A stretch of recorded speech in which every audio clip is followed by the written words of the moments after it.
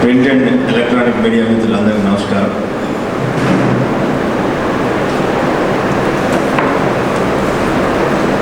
వందల మంది పార్టీ నాయకులు, వేలాది మంది పార్టీ కార్యకర్తల యొక్క కష్టంతో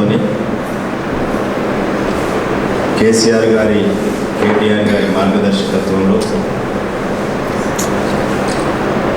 భద్రాచలం నియోజకవర్గ ప్రజలందరి యొక్క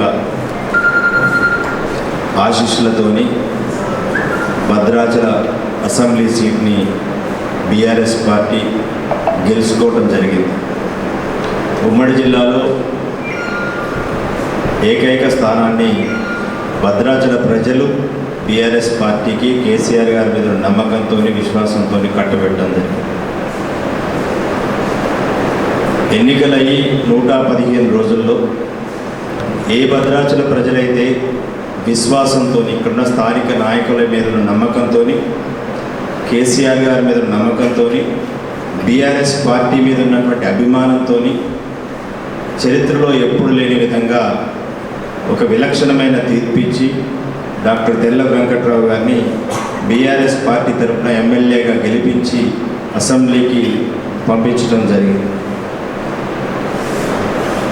ఏ ప్రజలు ఆశించి భద్రాచల ప్రజలు వెంకట్రావు గారు గెలిస్తే మా యొక్క సమస్యలు పరిష్కారం అవుతాయి, మాకు చేదోడు వాదోడుగా ఉంటాడు, మా కష్ట సుఖాల్లో మాతో పాటు కలిసి ఉంటాడు, ఇతరుల కంటే భిన్నంగా ప్రవర్తిస్తాడు, ఒక డాక్టర్గా మంచి ఎమ్మెల్యేగా గతంలో పనిచేసినటువంటి కుంజా బుజ్జి గారు, సున్నం రాజయ్య గారు లాంటి వారసత్వాన్ని పుణికిపుచ్చుకుంటాడని ఒక మంచి నమ్మకంతో భద్రాచల చైతన్యవంతమైన ప్రజలు వెంకట్రావు గారికి ఓటేసి అసెంబ్లీకి పంపించడం జరిగింది.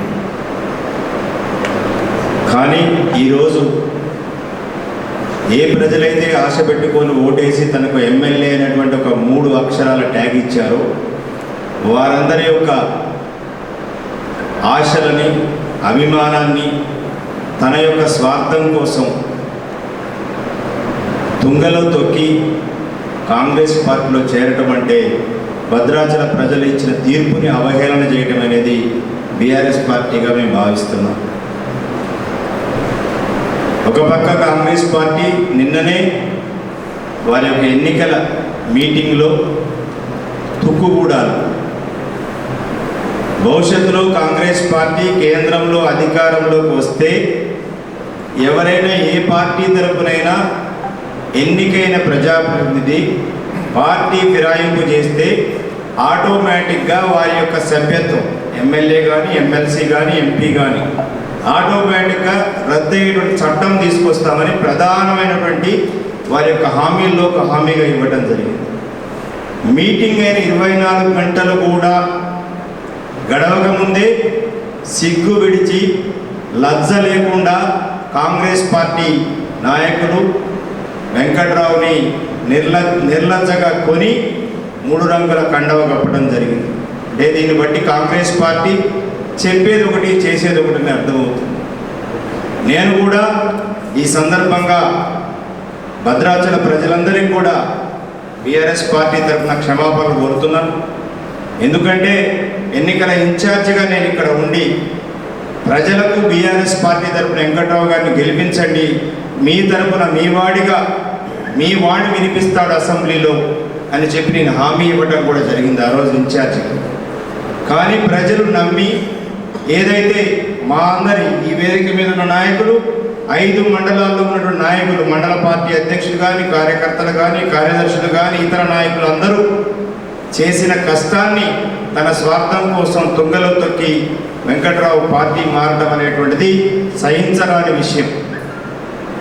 ఈ సందర్భంగా నేను డిమాండ్ చేస్తున్నాను అసెంబ్లీ స్పీకర్ గారిని, మీ కాంగ్రెస్ పార్టీ ఇచ్చినటువంటి హామీ, తుక్కుగూడ వేదికగా ఇచ్చినటువంటి హామీ, మీ పార్టీ అధ్యక్షుడు మల్లికార్జున ఖర్గే గారు, మీ పార్టీ నాయకుడిగా ఉన్న రాహుల్ గాంధీ ఇచ్చిన హామీ మేరకు తక్షణం భద్రాచలం ఎమ్మెల్యేగా ఉన్నటువంటి వెంకట్రావు యొక్క శాసనసభ సభ్యత్వాన్ని రద్దు చేయాలని, మీరు రద్దు చేయకపోతే మేమే న్యాయ పోరాటం చేస్తామని తెలియజేస్తున్నాం.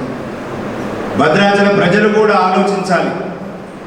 మేమేదైతే ఆశించి గతంలో అధికారం ఉన్నా లేకపోయినా ఆ రోజు కుంజాపొచ్చి గారు లేదా రాజయ్య గారు లాంటి ఒక మంచి శాసనసభ్యులు ఎన్నుకున్నటువంటి భద్రాచలం అదే వరబడిలో పేద ప్రజల యొక్క కష్టాల కోసం, ఇక్కడ సమస్యల కోసం ఒక మంచి డాక్టర్గా ఉన్నాయా చేస్తారనుకుంటే తన స్వార్థం కోసం తనకు వచ్చినటువంటి ఎమ్మెల్యే పదవిని బలంగా పెట్టడం అనేది భద్రాచల ప్రజలందరూ కూడా ఒక్కసారి ఆలోచించాలి. వెంకట్రావు గారికి ఏ శాస్తి చేయాలి, ఏ గుణపాఠం చెప్పాలని మీరే ఆలోచించాలని పాత్రికేయుల ద్వారా మీకు విజ్ఞప్తి చేస్తున్నాం. తను కూడా అనేక ఎలక్షన్ టైంలో మాటలు చెప్పారు, అనేక హామీలు ఇచ్చారు. మేము కూడా మాట్లాడిన సందర్భంలో రకరకాలుగా చెప్పారు. కానీ ఈరోజు తన వ్యక్తిగత స్వలాభం కోసం పార్టీ మారి వేలాది మంది పార్టీ కార్యకర్తల యొక్క శ్రమని, అలాగే ఏ నమ్మకంతోనైతే ఓట్లేసినటువంటి ప్రజలు వారి యొక్క విశ్వాసాన్ని కూడా తుంగలో తొక్కి కాంగ్రెస్ పార్టీలో చేరడం అనేది చాలా దౌర్భాగ్యమైనటువంటిది. ఖచ్చితంగా ఒక పక్క శాసనసభలో ఖచ్చితంగా స్పీకర్ గారికి ఈరోజే మా జిల్లా అధ్యక్షులు రేగా కాంతారావు గారు క్లియర్గా చెప్పడం జరిగింది.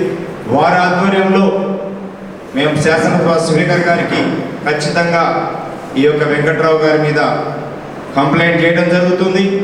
అలాగే వీరి శాసనసభ సభ్యత్వాన్ని సుప్రీంకోర్టు ఆదేశాలకు అనుగుణంగా రద్దు చేయాలని హైకోర్టు కూడా పిటిషన్ వేస్తాం. కాంతారావు గారు ఆల్రెడీ ఈ విషయం మీద పార్టీ అధిష్టానంతో మాట్లాడుతున్నారు. వెంకట్రావు గారు కూడా ఆలోచించుకోవాలి. మీకు నిజంగా నీతి నిజాయితీ చీమునెత్తురు ఉంటే మీరు భద్రాచలం బిడ్డ ఈ త్యాగాల గడ్డ మీద పుట్టినటువంటి వారైతే తక్షణం మీ యొక్క శాసనసభ సభ్యత్వానికి రాజీనామా చేయండి. మీకు నిజంగా ఆ 3 అక్షరాలు ఎమ్మెల్యే అనే ట్యాగ్ మీకు లేకపోతే కాంగ్రెస్ పార్టీ నాయకులు కనీసం మిమ్మల్ని పలకరించే వాళ్ళు కూడా కాదు, మీకు మంచినీళ్ళు కూడా ఇచ్చేవాళ్ళు కాదు. భద్రాచలంలో బజార్లో తిరుగుతూ ఉంటే ఎవరు వెంకట్రావుని పలకరించేటువంటి పరిస్థితిలో కూడా లేని పరిస్థితి.